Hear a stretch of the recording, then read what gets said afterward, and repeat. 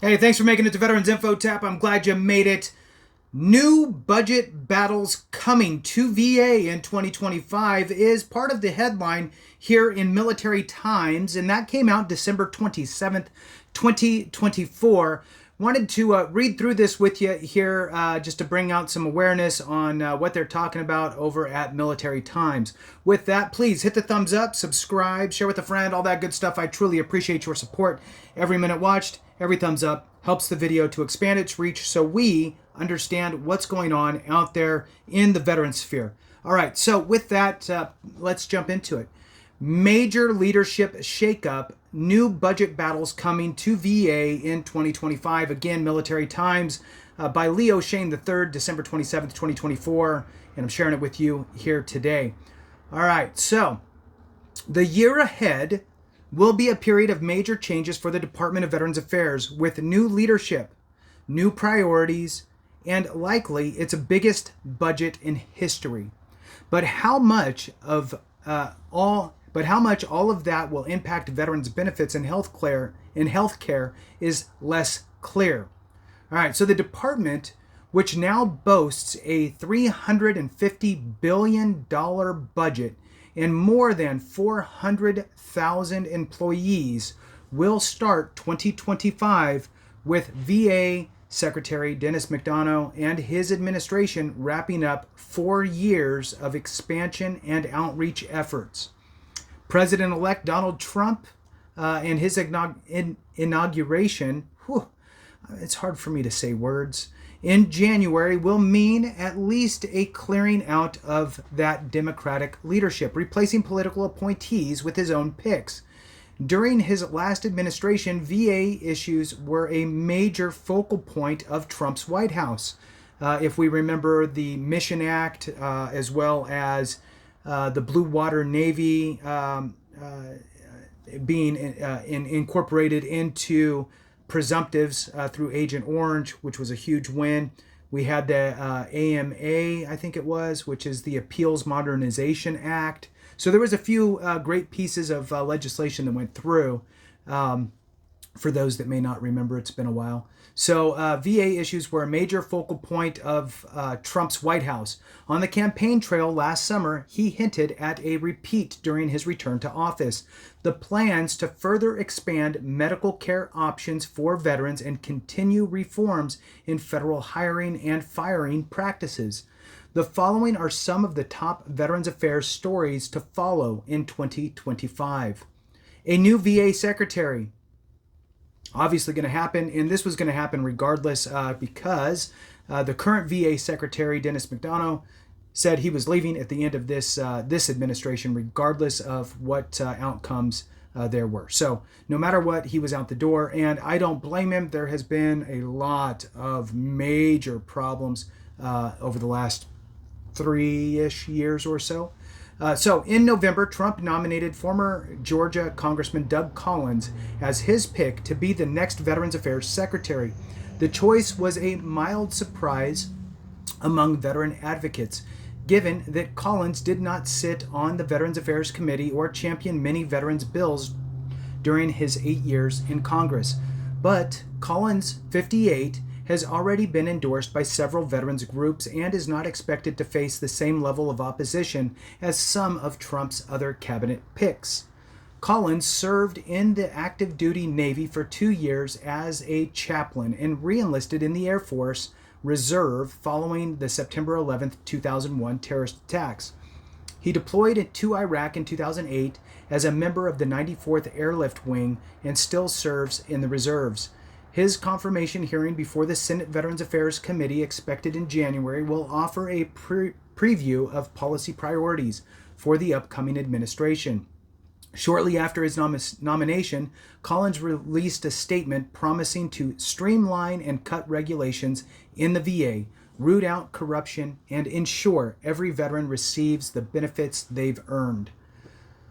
While he does not have any problematic veterans policy stances on his resume, Democratic lawmakers may question his efforts to help Trump overturn the results of the 2020 election and his public stances undermining the validity of those results.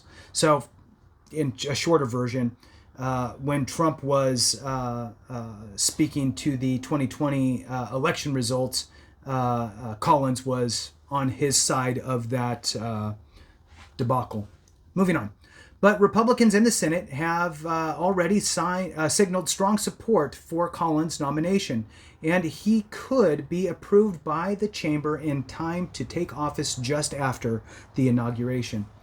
Next kind of thing that's going to be looked at is department budget battles.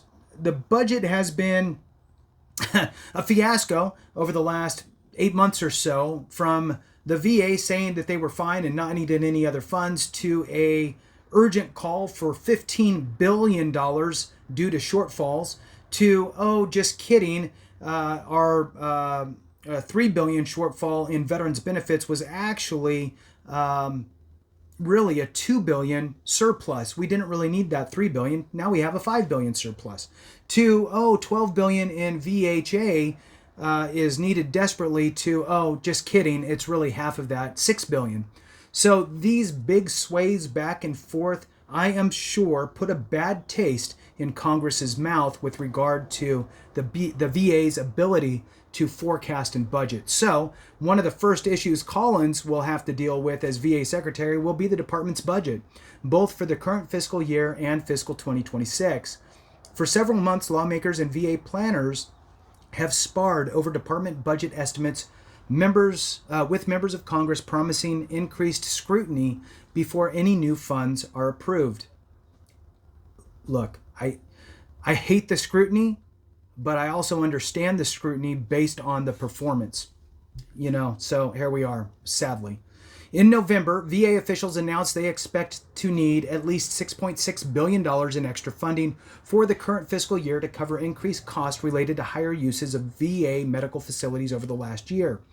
That number was revised down from $12 billion estimate over the summer. Republican House lawmakers have bristled at the numbers, accusing planners of playing politics with their estimates and improperly guessing what the future need will be.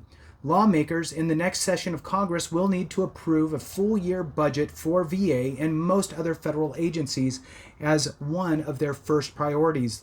VA operations are largely funded a year in advance, mostly shielding them from shutdown fights. But officials have said without the extra $6.6 billion in emergency funding in early 2025, some services and operations could be impacted. One of Collins's first jobs will be to decide if that is accurate and whether to convince lawmakers to write another check. Community care concerns is another hot topic. Expanding choice in veterans' medical benefits, particularly in regard to having VA pay for veterans' appointments outside the department's healthcare system, was a major focus of President-elect Donald Trump's first term in office. Republican lawmakers have already started up that debate again. In early December, House Veterans Affairs Committee Chairman Mike Bost introduced the Complete the Mission Act, which would further expand veterans' ability to access private sector medical care options using taxpayer funds. Bost has promised to make this legislation a key priority in 2025. The bill would expand community care options for patients of Veterans Healthcare Administration to include nearly all extended care services, such as mental health, residual rehabilitation, and block VA from offering telehealth appointments with department physicians in lieu of outside care options. So just to kind of clarify that little last point there, if you're hanging on with me, is the VA has been utilizing telehealth as a checkbox to providing care to veterans within a time frame. So in other words, if the qualification to access community care is you need to be, we'll just say 30 days, outside of 30 days from the VA. So VA cannot provide you care within 30 days. You should be able to go get community care. So veteran calls, says, hey, I need to make an appointment with the VA for my X condition. And the VA says, okay, great. We can't physically see you in 30 days, but we can do a telehealth for that in 5 days. Well, they're considering that satisfying that requirement, now the veteran they can't go get community care because the VA is offering telehealth. Sure, in some circumstances that's fine, but in other circumstances the veteran might really want to sit with a doctor and discuss an issue, and the VA is barring them from doing so within an adequate time frame. And so that's kind of the little rub there. So let's move on. It would also mandate new reimbursement rules for outside medical offices and mandate better sharing of private sector options by VA leaders to patients. At the urging of Trump, Congress in 2018 approved the VA Mission Act, which overhauled eligibility rules for veterans' outside care options. Community care options have risen significantly since then, from roughly 27% of VA total scheduled medical visits in 2017 to about 39% in fiscal 2023. But Republican lawmakers have accused VA of keeping too many patients in the department's healthcare system, even when outside care options could be more beneficial.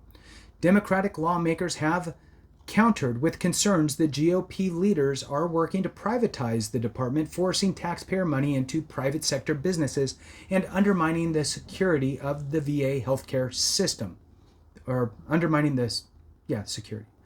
Trump's pick for the VA Undersecretary of Health will be a major voice in that debate, but the president-elect still has not announced names under consideration for that post. With that concludes it. So that's a few things that we need to kind of keep an eye on, see where we're moving as far as 2025 is concerned. Thank you so much for watching. I appreciate you so very much. Have a great one. And remember, if we don't take care of each other, something went wrong.